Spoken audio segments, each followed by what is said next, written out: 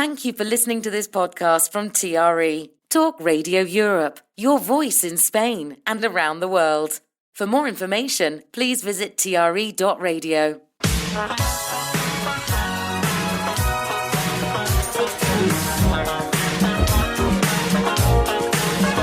The Lifestyle Show. Selina MacKenzie. Animal Talk. Presented by Selina MacKenzie. Yes, this is me, Selina MacKenzie, and this is Animal Talk with our panel, who I'm going to introduce shortly.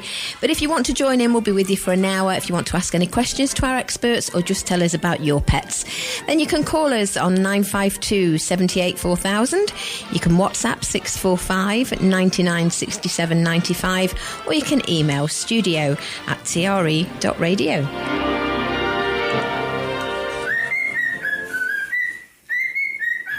Animal Talk, presented by Selina MacKenzie. Is that Archie? Yes, cockatiel. Ah, is Archie not a cockatiel? No, he's a parrot, but the cockatiel's the same. Ah, I thought it was Archie. We've got to get Archie recorded. I have got you loads to do, actually. Excellent. We'll do it for next time. We will, for sure. So, first up, we have our cat expert, someone who's spent earning the trust of animals that still, quite frankly, don't care. If you've ever been judged silently while opening a tin of food, this is your person, Kay Millington. Oh, that was a nice introduction. Thank you. Next, we have our dog expert, the human equivalent of a tennis ball, loved by dogs everywhere, constantly in demand, and followed around the house at all times. Welcome, Inez Robinson. And finally, our vet, the only person here who can look at your pet calmly, explain what's wrong, and then hand you a bill that makes you feel that you need medical attention. Nasli Van Den Kieboom to the Animal Talk programme. So, I'm going to kick off because, as I said to you ladies, we had a couple of emails through during the week. So the first thing is... I'm not entirely sure who it's from. I haven't written it down. But fleas and ticks and other pests are a big concern. What are some of the most effective ways to protect pets from these? And are there newer treatments that work better for others? Over to you, Nasli. There are so many products. It's just, I was going, okay, I can make a whole list and say everything there is. But basically...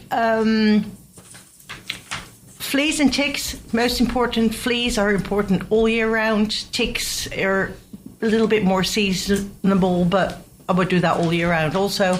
And then, of course, we have the protection for the leishmaniasis for the dogs. That is, say, from now till November. Yeah, so there are tablets, there are spot-on methods, there are sprays, there are collars, but not one, say, pill will prevent the leishmaniasis. Yeah, so for the dogs in the summer season, you will need a spot-on or a collar or a spray. Okay. Now, I have a question. We're going on a Benahavis walk, me and some friends, on the 11th of April, and we want to take our dogs. Are the processionary caterpillars still around?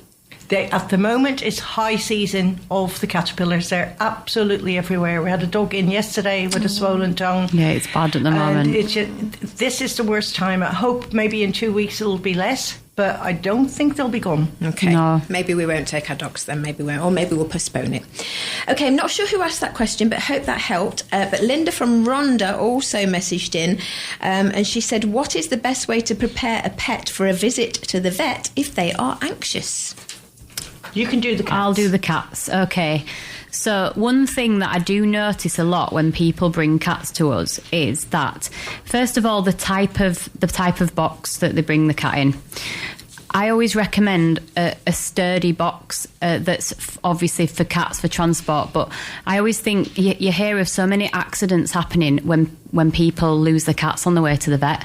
So I would always say the best one to use is the ones that you would have if you was going to take a cat on an aeroplane, for example, where it clips down and then clicks in, where the cat can definitely not open the door.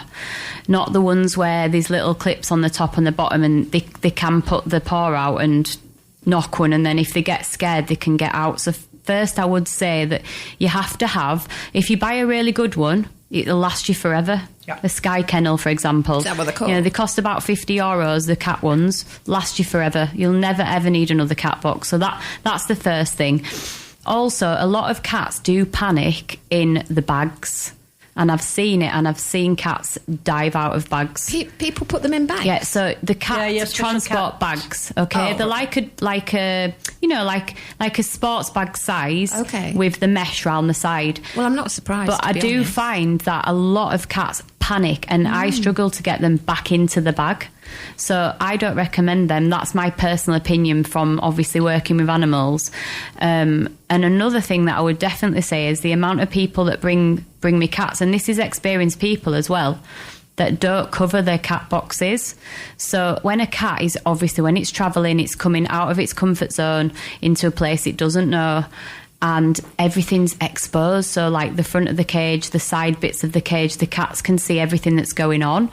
You can buy like special covers for them that you just hang over, and then there's a little square to put the handle, which I recommend because it's made out of thin material they're not gonna get hot and bothered in the car, or if you walk in. They're less frightened if they're covered. They're definitely less frightened, yeah. So one thing that I would say is please think about always having them covered, but safely. It's the same with children and prams. When people put things over the pram and then the children, they can't breathe very well, you have to make sure it's the right material, not a big thick blanket. But and the Feliway spray is very good as well. I usually spray that on a little blanket or a towel, and always put a towel or a blanket inside just to keep them calm. With some Feliway is very nice as well. Is that calming? Yeah, so that's the spray. It's a pheromone. Oh, yeah, okay. That mimics the smell of the mother. Oh. Yeah, so they feel keep calm, relaxed. So that would be my advice to take your cat to the vet. Nice blanket, little bit of Feliway spray, keep the box covered in a good box so that nothing happens, because it happens a lot. Are any of your dogs anxious when you have to take them to the vet? Some of yours are all big ones, aren't they? Yeah. So, I mean, for me, sort of similar lines, training with a crate is an absolute must. I know people don't like them. They sort of say, crates and everything. But if the dog is going to go to a vet, and especially if it has to stay overnight, it's going to be in some form of crate. So you can even do it with a box. You don't have to buy a crate. Have something that's big enough for the dog to go in, put a blanket in there, make it a comfortable space, door open so they can go in, come out, go in, come out, put some treats in there, slowly just get them used to that. So that's number one. Number two, a really good harness, a 3-point harness that goes around the waist, Y front at the front, not one of these sort of Julius ones or anything, because they can back out of those. A really good, decent harness, and practice, if you are able to, and it is a bit of a pain in the backside, but take your dog into the vet, just go and say hello.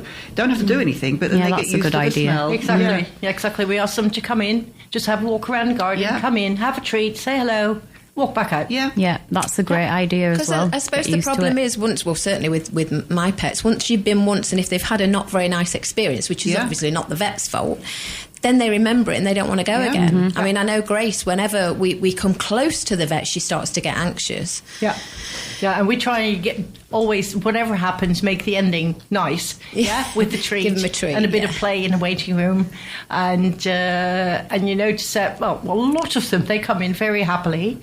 Really very happily, but those that are anxious and had a bad experience, that for them they have a associative memory. So they don't sit in a car and think, I'm going to the vet, something's going to happen. No, as soon as they get there, they're like, ping, there's my memory. Yeah, interesting stuff. How many can you have in your hospital? You've got a hospital at your vets, presumably? Yes. Okay, do you have a lot of animals every day? No, we try not to. Yeah. We try not to keep them. They go home after surgery. If we have to keep them, it'll be maybe 1 or 2. Mm. Yeah, not nice for them, is it? When they've, no. I mean, years ago, before we knew better, or certainly before my parents knew better, dogs always went in kennels. You think about it now, it's awful, but that's what we did. We put dogs in kennels. Yeah. So. Okay, Linda, hope that helped. Now, I just wanted to talk about seasonal allergies for dogs and cats, because people have been saying to me, can you ask your panel about seasonal allergies? Because I didn't actually realise that dogs and cats can get them. Tell us about the dogs. Yes. More and more. Yeah. Like us, it's the same like us, isn't it? Yeah. Because of the world we're living in now. Yeah, it's the pollution, it's all the sprays, there's so many things. So when you come back from a walk, get into the habit of wiping your dog's paws is always a good one, because they'll collect pollen and irritants on their paws. They then lick them, they get into the system, and then they start to get an inflammation and reaction, and it's something that tends to build up over time, so you don't notice it until suddenly it presents, and then the dog has suddenly got an allergy. You can look at food. Sometimes people depends on what the dog is eating and how they're fed, because a lot of the allergies can also they start with the gut. And by sometimes just feeding a little bit of kefir, which you can get from Mercadona, a little teaspoon of it every couple of days, really helps with gut health. Look at probiotics for the gut health to help the body to digest and get it out. But the best way is sort of wiping the dog's paws, or teaching it when you come in. If you have a little bowl of water, you go, put your paws in. But it's fun to do. So do yours do that though, really? Yeah. Oh, well, that's great. No, mine don't. We don't, touch wood, we don't have issues. That's fantastic. But if they were going to have issues, then that's definitely that's the first thing that I would do. And a little bit of lick of honey, local honey. Okay. Believe it or not, yes. We had an old dog, and she had a really weird cough. And in the end, I thought, take her to the vet, and he did all sorts of tests, all the geriatric blood tests, and everything came back perfect. And he said, I think it's just like a seasonal type allergy. He said, a little bit of on the back of a spoon, let her lick a bit of honey. I was like, you sure? I said, yeah, she loved it, and there was never an issue. Blimey, that's clever. And can you get antihistamines for pets? Yes. You can. Yeah. So if they do if they have like a real allergic reaction, for instance, that caterpillar, that's of course is a serious medicine what they get then. But also if a dog is scratching itself to bits, you have to stop the itchiness. Otherwise it just goes worse and worse. And would they sneeze like we do, or is it more itchiness? Yes, I do see sneezing and eye irritations also, but that is super seasonal. That's literally if they would walk through, say, a mimosa tree at the moment, and you get those kind of pollen. But we see it more on the long run from things that they walk through, and then lick up. And with cats, for example, feline asthma, my cat's had feline asthma for many years now, but now she's starting to get bad again with the coughing, not being able to breathe properly. She's on medication for that, but she doesn't seem to be, in the winter time, don't seem to have many problems at all, but now it starts again. So it's obviously seasonal with that, 'cause it's always this time that she starts. Well, Gracie sneezes every single morning all year round. She wakes up, she stretches, and she sneezes about 5 times. So I don't think that's one of my dogs has that really too. They just obviously it's your wake up alarm. What time does she do that? About 7:30 usually. No, interesting stuff. And also, I went to a candle making workshop the other day, which was fab. Oh, that sounds good. Yeah, but she made everything with all natural beeswax, and she said most places, even like the Joe Malones and their expensive candles, use paraffin and use the treated beeswax, I think she said. And that's really bad for animals. And plug-ins as well. A lot of people don't realise. Anything really. We don't use any of those sort of stuff, and that's possibly why we anything don't have really, issues. isn't it? Like the air fresheners and anything. It's not good for us either. No. And you can tell when you spray an air freshener, you just want to cough, don't you? Carpet cleaners and all of that sort of stuff. You really have to look at it, because, of course, animals are closer to it, and they're a lot more sensitive. And all the new all the new combinations of things nowadays. And it smells lovely for us, and it's wonderful, and it's ezy, but you don't know what it's doing for your pet. Like you say, they're closer to it. They're right on the floor, aren't they?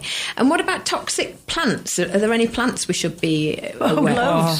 Oh, crikey. And I think it's lilies, isn't it? You have to be careful with lilies. For the cats. Oh, there's oleanders and cactus, and our garden is full of them. Lantana. Dogs aren't stupid. That's all I'm going to say. Oh, so they won't go near them? Oh, I've never seen a dog lick a cactus. They do. They did once, maybe. Dogs, no. It's painful, blinking it. But what about house plants or certain flowers apart from Yeah, there's loads of them that are toxic. I mean, you'd have to Google and find out. There are tons of them for cats, for dogs, for birds, for all sorts. But, you know, the animals aren't... Oleanders are they're native to Spain. You know, stray dogs don't have issues. This is what I don't get about animals, because I think animals are smart, like you said. You know, they won't lick anything that's going to be bad for them, although that they do with the processionary caterpillars. But dogs will drink dirty water. Now, why is that, Nasli? I mean, why aren't they smart enough to know? You have to answer Come on, that. Nasli. You have to answer that. We need to know this one. It's a very natural thing 10 seconds. for a dog to do if there is water to drink it. Doesn't matter how it tastes. Yeah, unless it's like fuming something horrid and acid and whatever. But they will, yeah. And that's why they can get ill when they go in the lakes and stuff, Yes. isn't it? And cats, I suppose, cats just love drinking fresh water. Rainwater. Like They love rainwater. rainwater, Like if you have I've got a cat fountain and a normal water bowl. But they will go outside when it's been raining and they'll just sit on the table and sit and lick the puddles until I can get them inside. They absolutely love rainwater. Yeah. And they'll search for it in the plant pots and everything. And it's dirty because when you've got soil in your plants, I don't think it does them any harm. But they like, it's very natural for them because remember, cats come from being wild. How else, before people started putting the saucers out and feeding and doing everything for the street cats, how do you think they've lived so many hundreds of years? So do dogs, don't Thousands they? of years. It's because they find water. Yeah. So, and that's what they like, natural water. Yeah. Are cats smarter than dogs? Oh, It's generally, different. Yeah. Okay. Ines is I was trying sleeps to in the park. stay on the fence. Then don't want to be getting. I've just had the side eye. I've just had the side eye from Ines. I'm so glad you're sitting in the middle, Leslie. I do think though cats, they are very, very bright, and I think that they're very, very underestimated by a lot of people. They don't realise the potential in cats. So bright and clever. You've probably heard this before, but Go on. I'd like to hear your answer. I just don't understand. I love all animals. We used to have cats as well. And I know people say they're independent, but I just don't think they're as loyal as dogs. Thing is, they're not really independent. Like, you can say that they are. They're independent in the sense that you can go out for dinner, you can go out somewhere, and you don't have to think that your cat's at home barking. Okay. That'd be weird. However, cats better not. wild cats like companionship and everything, and they like to be with other cats. But I do think that, as I said, they're very underestimated, and there's so many things that they can do that you'll never know that your cat can do because you've never tried, which is why when I studied cat behaviour, even I learned so many things, and you can train your cats. Absolutely. And people say to me, yeah, but my cat's 10 now. And listen, not every single cat you can train because not everyone is as bright as the other. But it's the same with dogs. It's like different breeds of dog. Some of them are more attentive than others. Even within the breeds, I mean, you can get the thick ones and you can get the really bright ones. Yeah. Just like humans. But it's true. We have them. You sort of like, where's your brain cells? Yeah. But we have a cat, and she's very loyal, very smart. She's got great recall. I call her. She Super comes loyal, in. and she's like a dog, really, isn't she? I've seen her. We moved house, and we live next to a main road. Now, there's no way we could stop her from going over the fence. The fence to the road is like, metre and a bit. We were keeping her in and everything. She was screaming to get out. My darling husband heard the cat meowing. He was half asleep, opened the door, and I was like, no. She's never gone out the land. Never gone out the land. Wow. And we've been there since April, so I'm not worried at all. Yeah. And in the other house, she would hardly ever go out of the actual grounds. But she's got the mastins now. She's in front. And she's got 50 She's kilos got all the either side protectors. behind her, like, Yeah. Come on in. Not daft. No, but it is. I think when you say the potential in all animals. Yeah, incredible. That if you see what some people can do with their dogs and They're very underestimated, aren't the they? stories I've heard about cats that can do the most amazing things, like go to the toilet. Yeah. Just sit on the toilet, balance yourself, and do it in there. That's one thing that I haven't done, and the only reason is that because my partner said, like, obviously you're going to teach it to flush the toilet afterwards. And I was like, well, I've actually seen a cat on YouTube flush the toilet afterwards, but I think that's stretching it a bit far. So if you've got guests and they go to the bathroom and there's like this little cat toilet seat on there, I think they're going to think you've lost the plot, but you definitely can do it. I think with UK, I think they just fully accept it. In fact, if it's not there, they'd be worried. Yeah. Maybe that's the next venture for me. Yeah, well, who knows with UK? Who knows? Right, it's time for our first advert break, but we'll be back on the other side. Animal Talk, presented by Selina MacKenzie. Oh, what was that animal? Was that a platypus? No, it was a Okay. raccoon. She has put some new ones in. It was a raccoon. Right, I've got a couple more WhatsApps in. So Leo in Fuengirola says, my cat has recently stopped using the litter tray and is going to the toilet. Going to the toilet on the toilet? No. Going to this... and he won't flush. What do I do? No. And he's going to the toilet around the house. This has only started in the last week. What could have caused this and what can I do? Well, the first thing to do is to collect a urine sample and have the urine analysed. Maybe the cat has a bladder infection, can't hold its pee, and pee's peeing everywhere. Yeah, that's step number one. Yeah, to rule Now, out if the there medical thing first. Nothing wrong with the pee. If there's no crystals in there, if there's no stones in there, then you're talking about behavioural problems. Yeah, and that has a whole protocol also. Yeah, there's lots of things you can do, but first you need to rule out the medical. Yeah, okay. I've also got, a good tip, but you already know this, Nazli. You can buy the special cat litter in the vets that you can collect. Yeah, the Katrine. But if you don't do that, I've got a new one. If you get a puppy pad, you know what you put down when you get puppies, turn it over onto the plastic side. And if they go in there, because my cat does it, I have to do it regularly to take it to samples. Cats, she goes on it, and then I just fold it up like that and funnel it out into the thing. That could go quite wrong, but I've done it many times. As You a are an first expert, timer, I don't know how that's going to go. Okay. Can you soak Could it be up with a messy. cotton wool pad? Yeah, just put pads everywhere. Well, that's really good advice. Hope that helps, Leo. So the first thing is to take a urine sample to the vet. Then and if not, the vet will advise. Then if not, then it could be a behavioural problem, which then, if it is, you can always give us a call or send us an email on the next show. And let us know. For sure. Yeah, and we can help you out. To know. Good point. The next one, I don't know if this one is for you, Inez or Nazli, but your last two digits are 91. You haven't said who you are. My dog is scratching constantly and has started losing small patches of fur. Could this be a stress thing or a medical thing? Oh, sorry, no, you have said. Thanks, Dave D. Could be either, couldn't it? Could be either. Again, a trip to the Exactly. vets. Yeah. First thing here is check your dog for fleas. Oh, really? Yeah. Yes. So how often do you have to deflue them, to put the flea on, whatever it is, vial? Depends what product it is. Some products are every 3 months, others are every month. A collar would be for either 8 months or for 6 months. It depends which product you get. And the Scalibur collars, they can get rid of fleas? Yeah, I must say that Scalibur collar on the flea side is not the best. No, I didn't think so. Yeah, maybe the first 3 months, but then afterwards it's not good enough for fleas. But what you could do is combine it with, for instance, a Credelio or a Perfecto tablet. Yeah, so that you have the Leishmania protection with the Scalibur collar and then internal something extra. Yeah. Yeah, definitely for the the word I can't say. Leishmaniasis, yeah. Definitely the Scalibur collar for that. Well, hope that helped Dave D. And again, let us know how you get on. And a question from me. Why do dogs do zoomies and what exactly is happening? And do cats do them? Cats do zoomies, but I'll let you answer this one first, girls.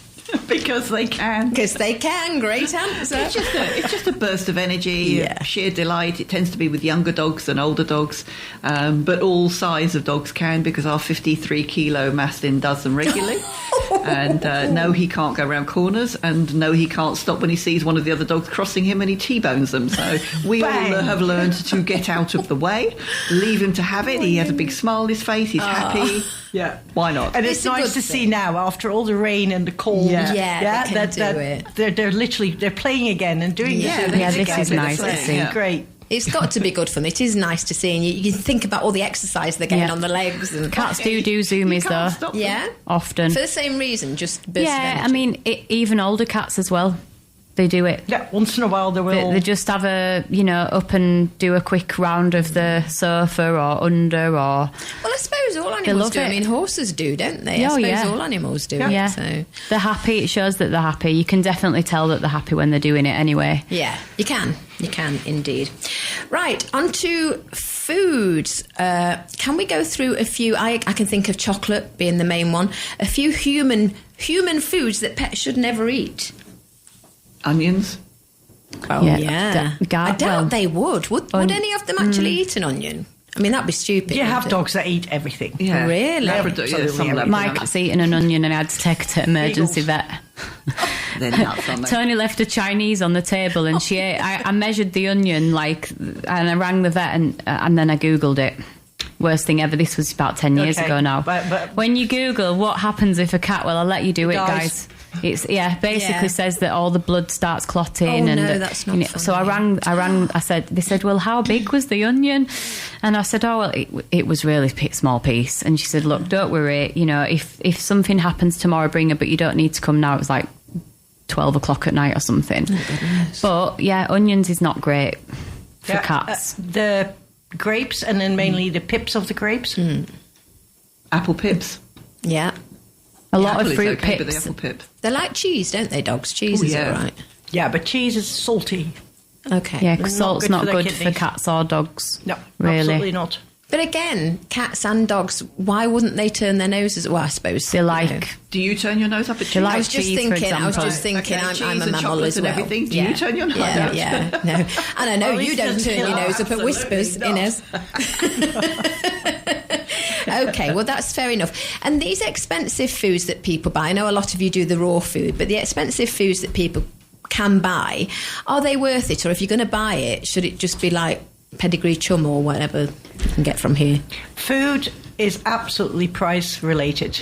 Yeah, I simply say the more expensive it is, the better the food is. Yeah, I agree there. Yeah. Okay. Agree? Yeah. Yeah. Right, another advert break. We will be back after these messages. The Lifestyle Show. Presented by Favourite Selina word. MacKenzie. Our favourite animal. Capybara. Capybara. Had to We be. like capybaras. And because we all learned what it was on the show. Funny. Right, a bit of fun now. True or false? Nasli, See, is it true that dogs only see in black and white? that is not true. Ah, you are correct. Why is that then? They see in colour. They can see colours, not the way we see colours. They don't see, like, say, bright yellow. They'll see a shade of yellow. Yeah, so it's a bit, say, if you add grey to everything. Yeah. Yeah, but they will see the difference between the yellow ball and the red ball and the blue ball. Oh, Yes. clever. Clever. So it's like a limited colour. Yeah. Okay, Kay, true or false? Cats purr at a frequency that may help healing to themselves. That is true. That is true indeed. Apparently there's evidence that low-frequency purring may aid healing. Well done. No pressure, Inez, no pressure. True or false? Dogs can understand over 100 words and gestures on average. On average, I'd say no, but some of them, yes. Yeah, like you say, it's going to be different. You know, you've got some clever ones, some not clever ones. It says here fact, because many dogs can learn 100 plus cues with training, but many dogs, not all dogs. So, yeah. Okay. But it also depends if you practice it. Well, yeah, Maybe the exactly. dog would understand it if how you much time you put in. bothered to learn it. Yeah. Or teach Archie it. can say 20 words. I was going to ask you that actually after the At the break. moment. Which are the 20? I can't say all of them. In fact, I won't say it. Most of them, because when I'm driving, obviously, and he's in his carry case, he hears me when I'm pulling out and stuff, and someone might have pulled out on me and things like that. And You say, oh, swear words, damn. basically. he just came out. Yeah, he just says what I say. So yeah, but he does say good words as well. Does he? Yeah, he says I'm going to be a good boy today. Oh, bless. I would Yeah. also say it depends on the intelligence of the human that owns the animal. Of course. True. That's true. And it's how much time you put in. If you're Yeah, just going to do it for absolutely. 10 minutes a day, it's not Yeah. going to really resonate, is it? Right, just a couple of quick fires ones. Does anyone know these? I can sleep with half my brain awake. What animal or mammal is that? Dolphin. Dolphin. Yay, well done, Well Inez. done. Yeah. I communicate by dancing. That Carol Gigalotti said this earlier on. I communicate by dancing, yes. She was talking about this. Yeah. It is a bee. Really? And I can live in trees so long I grow moss on my fur. It's really slow. Yeah, oh, you're doing well. Well done, innit? You're not coming next time. You're banned. Yeah, you're going to win a whisper. She'd do anything for a whisper, Inez. It's interesting what the dancing of the bees. Yeah. Because I did a course or whatever to become a bee veterinarian. Really? So interesting, incredibly interesting. Goodness. Yeah, unfortunately, I didn't know there's a they lot of existed. diseases that you can only use horrible stuff to deal with it, but it starts us understanding these bees. That's amazing. And there is a video there in which this guy sits there with a bowl of water with sugar, and this one bee comes and gets a bit of sugar water, goes back to the beehive, Tells his friends. does this little dance, no, honestly, a dance in which indicates what direction, how far the bee has to fly to get there. And then you'll see It's them one amazing. by one going directly to that same That's place. incredible. It's amazing. Isn't it? It is amazing. And did you do anything with it? I mean, do people bring bees into you? Well, I thought anybody has a problem with this beehive, here I am. Oh, wow. I didn't know that. That is so interesting. I didn't know that. Amazing. Because we do have to look after them, don't they? They're so important. And if you see one, when we get towards summer, I mean, our future shows will be talking about the heat. But if you see one struggling, what's the best thing to do? A bit of honey, a bit of literally sugar water. Yeah. No, because we had bees. We had 2 bee hives. But last summer, they were all killed by the Asian wasp. Oh, no. And Is they're that what really happens? nasty, those wasps. Are they? And then, the rest of the bees that were still okay, they just took off. Oh, That's a shame. that's sad. Gone. So it sort of puts you off. Yeah. Yeah. Yeah. So we haven't done it this year yet, but maybe next year. Yeah, I know a friend of And mine. find a way to get rid of those wasps. Yeah. Because Yeah. there's all these different traps that they show you. We did put some up, but They're quite Didn't scary really see it work. to look at as well, aren't they? Quite big. Big things. But I did rescue a carpenter bee a few weeks ago. I did put it on my Facebook. It's a nice. I rescued a toad and a carpenter bee in the same day. What's a carpenter bee? So it's They have a little saw. They've got They're good at fixing things. It's the big. Well, this one particularly, it looks like a purpley colour. And they're very large and they make a very, very loud noise. And when we had the bad rain a few weeks ago, it was like really bad outside. So I took him in the clinic and I gave him some Suero and I left him to dry off. And about an hour later, he was walking up my arm, across my hand, and then he just looked at me, did a little dance, and disappeared. flew away. It's like It was Vintage lovely. Now, isn't I was it? so emotional. It was. I bet It you was were. literally at death's door, and I couldn't believe it. Appreciate Yeah, it. it really did Oh, appreciate nice it. feeling that is. Yeah. Yeah. Very rewarding. I love doing that. Right, ladies, we've got some more coming in. Let me just turn to here. I'm not very good at reading when it's small. Hang on. Right, Maggie, lovely show as always, ladies. I'm having problems with Barney, my Rhodesian Ridgeback. How do I stop him from pulling on the lead during walks? Ooh, who wants to take this one? Well, it comes down to training. It's a hard one because it takes a lot of time. It takes a lot of effort to do it properly without using sort of electric collars and things like that, which aren't actually legal anymore, or getting a really, really good no-pull harness, but using it to train, not just to utilise. Taking the time. It's going around in circles. Often the time you stop, go around a circle, go and stop, go around a circle. And it drives you nuts. It does drive you nuts, but it does work. Did you just say collars aren't legal anymore? Electric. Oh, electric Yeah, collars. Okay. zappers. Okay. Yeah, oh, all no, those punishment tools and all that. Anything no, like that quite shouldn't be. right. No. It shouldn't be. So Maggie, it's just going to take time. I mean, can she get some help in learning how to? Should she get a professional trainer? Maybe. Yes, if you feel that you need to show you what to do, that's what a decent professional trainer will do. They'll show you what to do to train your dog. It's not the dog; it's always the human. Yeah, they because, train the humans you as well, have don't to they? do the work. Yeah. That's it. Failing that, get a saddle, just ride him. Because they They're are huge, big aren't they? enough, aren't they? Yeah, they are. They're huge. They are. They're like little Yeah. ponies. But it's- indeed, also, the essence is that, especially if you start with a puppy, that is when you start teaching Yeah. them these things. Because a puppy that's handleable wants to learn. A big adult, probably male Rhodesian, I mean, you need all your body force to hold him. Yeah. That's And not it won't. doable. And it won't. They're very ultra strong. Let us know, Maggie, if you've just got him or if you've had him from a puppy, because that will definitely make a difference. Marty and Carter Henna, why does my dog bark excessively and how can I manage it? Thanks, great show. The age-old question. You can't. Well, what sort of a dog? Because there'll be a reason why he's barking. Yeah. So, we have Mastins and they, when we first got Shogun, he wanted to be more out on the terrace. And he would bark because his job is as a guardian and his job is to guard the house, and he knew that. But I was quite consistent with telling him off through the window, quiet, quiet, quiet, quiet.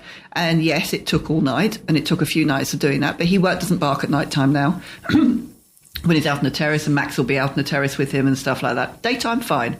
But at night time, they have to learn.